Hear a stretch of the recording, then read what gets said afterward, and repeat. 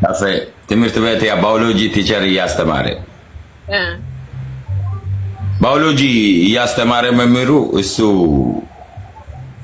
እጁን አውጥቶ ጥያቄ አለኝ አለ። ካፌ ምንድነው ጥያቄ? ቲቸር በሴትና በወንድ መካከል ያለው ልዩነት ምንድነው አለ። የተረገመ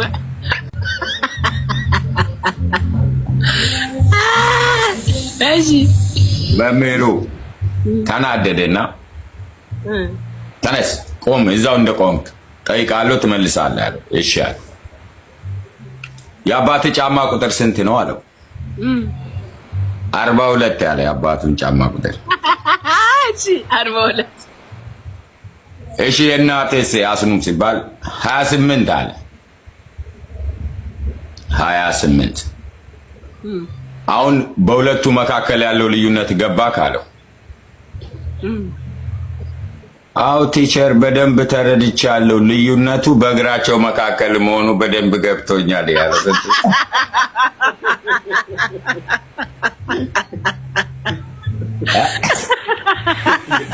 አይነሳም ማግባታችን ነው የሚለኝ በእግራቸው መካከል መሆኑ ልዩነቱ በደንብ ተደርቶኛል ቲቸር አመሰግናለሁ ብሎ ቁጫ እንደውም ወላጅ አጣ ሄዶ ወላጅ